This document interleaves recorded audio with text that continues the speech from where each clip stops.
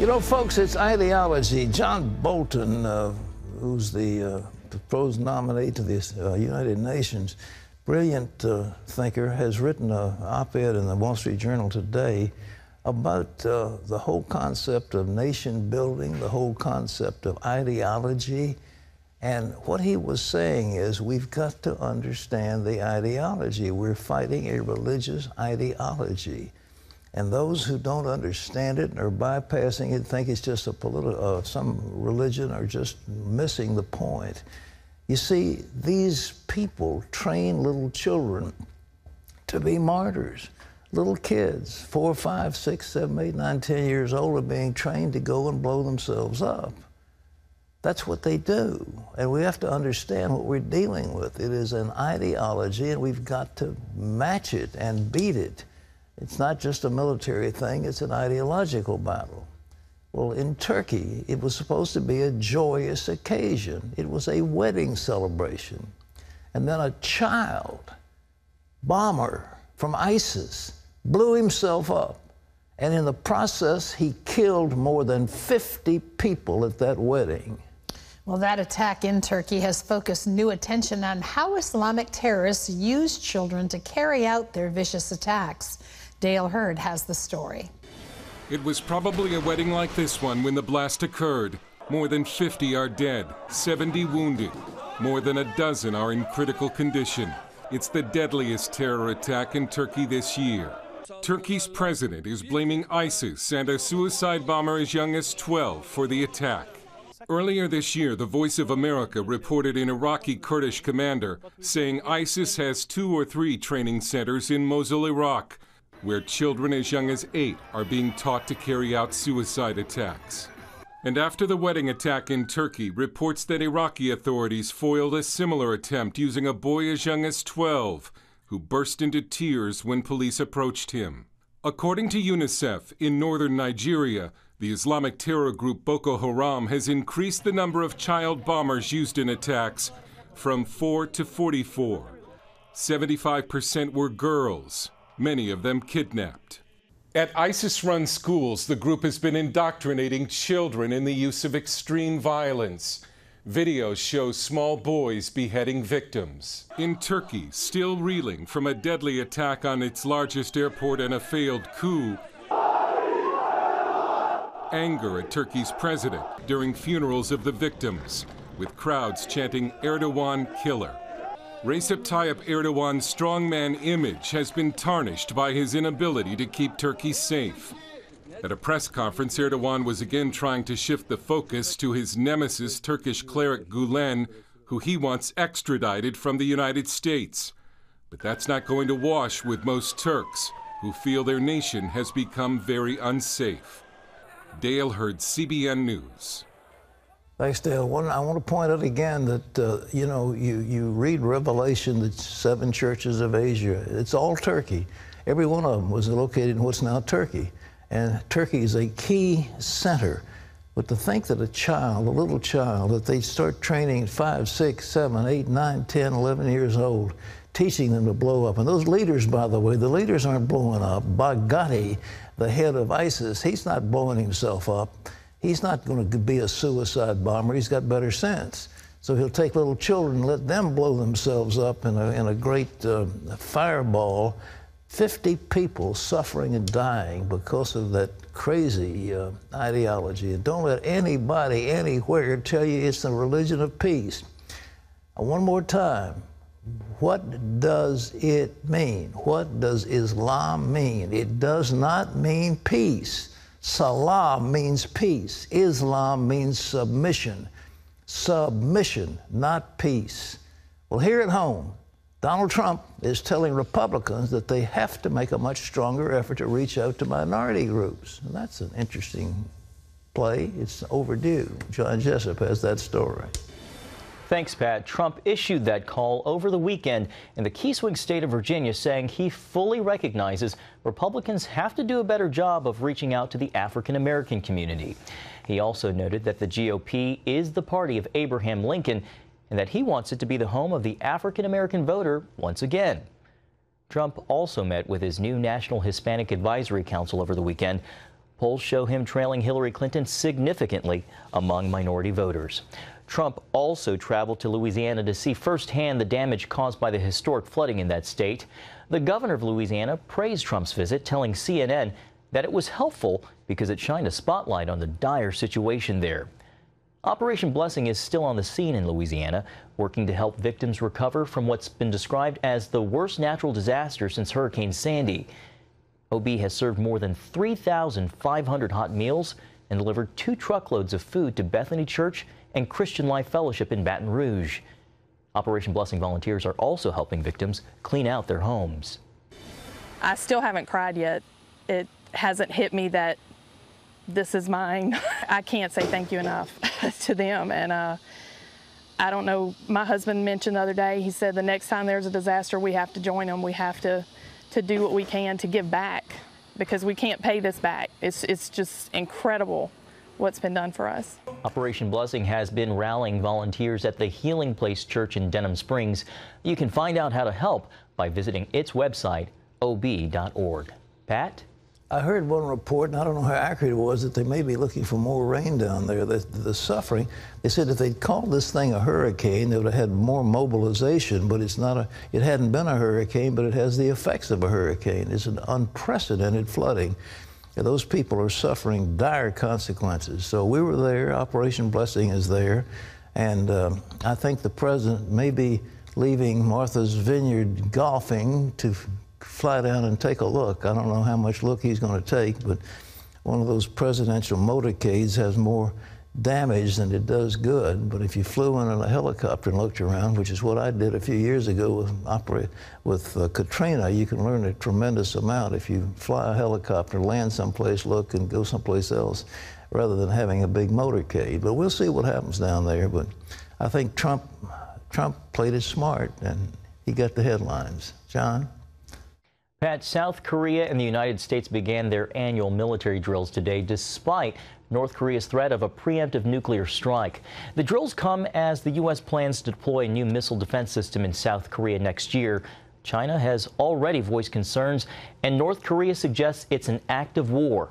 But Pentagon officials say the system is necessary to protect America's regional allies. Lucille Toulousan brings us that story from Seoul, South Korea. On July 8th, South Korea and the U.S. agreed on the missile defense deployment to counter North Korea's nuclear threats. It's known as THAAD, Terminal High Altitude Area Defense. THAAD is a very powerful advanced system of radar interceptors that can intercept incoming ballistic missiles above the atmosphere. It comes at a critical time after North Korea's foreign ministry recently described sanctions imposed against leader Kim Jong-un as the worst hostility made against the country. North Korea's top official Han Son-rol confirmed that they recently launched a ballistic missile into the sea out of the East Coast. These kinds of launches are payback for U.S. sanctions, which is nuclear blackmail. The U.S. will pay a terrible price for these sanctions. Americans detained in North Korea will be treated with loss of war and be given many years of hard labor. The deployment of the THAAD system has caused renewed tensions between the U.S. and South Korea on one side and Russia and China on the other. But political experts here say that this is the time for South Korea to take a stronger stance against North Korea's provocations. China is worried that THAAD can shoot down their missiles. But nuclear experts say this will not happen because China is thousands of miles away from South Korea. The THAAD radar only sees 250 miles. South Korea needs the THAAD now, even though it may affect the relation with China. China will not protect us from the North's nuclear threats. Paul Shim was a former lieutenant colonel of North Korea military. He escaped from North Korea in 1997 after hearing God's truth through sermons on the radio. I read the Bible for the first time. As I read it again and again, I realized that God is alive and He is the truth. I prayed for North Koreans to get to know Jesus Christ. One day, I heard a clear message from God to leave. Paul Shim is now a pastor in South Korea. He looks after the spiritual life of mostly North Korean Christians and continues to be concerned over the political affairs in the peninsula. Kim Jong-un proclaims that North Korea will unify the peninsula with the use of nuclear power. In fact, the Revolution for Democracy and the Liberation of the Korean Peninsula is declared as North Korea's duty in the Workers' Party laws. I think the U.S. and South Korean governments should take this ideology of the regime seriously. Does North Korea really have a strong nuclear defense capacity? North Korea has made strenuous efforts for more than 6 decades to become a nuclear state, and that it will continue to do so in the future. They keep saying that they successfully miniaturized missile warheads, made a hydrogen bomb, and will strike the U.S. I don't think that's true for now, but the regime will strive to develop its nuclear capabilities to that level. Shim added that even under a Donald Trump administration, American troops are likely to stay. He believes they are present not only for South Korea, but for the peace and stability of the region and the world. Lucille Talusan, CBN News, Seoul. Thanks, Lucille. Pat, back to you. You know, I was in Korea. I was in North Korea. I served in the Marines during the Korean War. We went in there in 1950. Harry Truman put us in there. It was under the United Nations banner. I think he got a vote through when the Russians were on a holiday or something, and the UN approved sending forces to counter the North.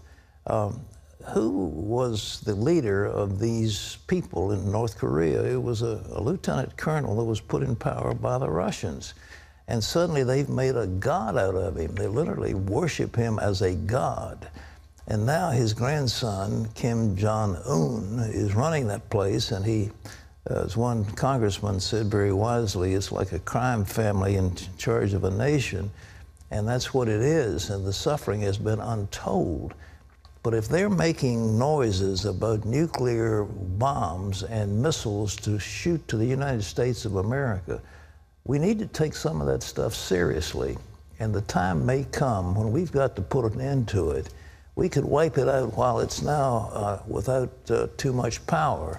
But if they begin to shoot missiles at Japan, at South Korea, at our forces, and at the North American continent, it's a serious, serious matter. Imagine what would happen if a nuke descended on San Francisco or Los Angeles, and if they can do it. Or, worse than that, if they sent one over the pole and exploded a nuclear missile over the midsection of America, and we could have that terrible thought of a blackout of all of our electronic devices. That's what they might be able to do to us. We may not, it's time we take seriously and also stop playing with them. And we need to get serious. And those people are evil. What they're doing to themselves is evil. What they're doing to their own people is evil. And we need to recognize it was called the axis of evil, and it is. And we need to deal with them. And I think the time has come when the current posture of pacification and rewards and bribery and all the other things we've done needs to come to an end, and we need to show an iron fist. John? Pat, turning to health news, science is showing the use of antibiotics could create problems for your brain by diminishing your memory. But as Lori Johnson reports, a new study shows there appears to be a way to reverse that. A German study shows lab mice that were fed antibiotics exhibited memory loss, which was reversed when they were fed probiotics. Antibiotics kill bacteria, the bad that cause infections and the good that keep us healthy. Researchers at the Max Delbruck Center compared lab mice who were fed no antibiotics to mice fed enough antibiotics to kill nearly all of their gut bacteria. The mice given antibiotics performed worse on memory tests and showed a loss of new brain cells in the hippocampus. Normally, that area of the brain continually makes new brain cells throughout life. The good news is researchers also discovered the adverse side effects caused by antibiotics can be reversed. When mice were given good bacteria, also known as probiotics, or exercised on a wheel, they regained their memory and their ability to make new brain cells. One study author said, "We found prolonged antibiotic treatment might impact brain function, but probiotics and exercise can balance brain plasticity and should be considered as a real treatment option." Lori Johnson, CBN News. The good, bad, the ugly of antibiotics. Pat, back to you. You know, I hadn't thought too much about it till I began to read some of this about what's going on in our gut. We have a factory down there of all kinds of friendly little bacteria. And these things are very important to set up our immune system, extremely important. And all kinds of autoimmune diseases come about because we lose that powerful factory we have in our intestines. And you don't like to think about it because it's just something you don't talk about very much, but it's very important. And Laurie's been bringing it out to us.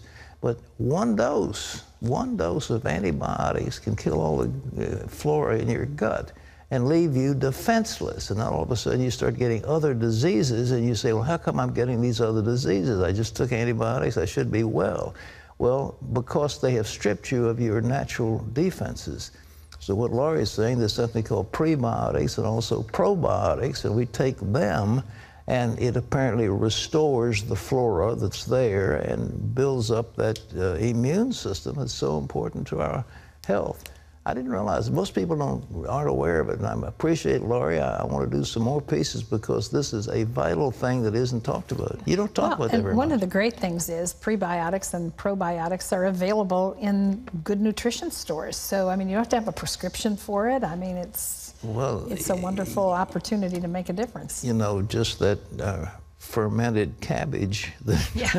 Kimchi? Well, the kimchi or the stuff we put on our hot dogs, you know, it's available. That's one of them, and there are others that are available. And of course, yogurt is so good for this, but they sell these things in the health food store, probiotics, and why not, folks? What have you got to lose but all of your sicknesses, Terry? That's a good thought.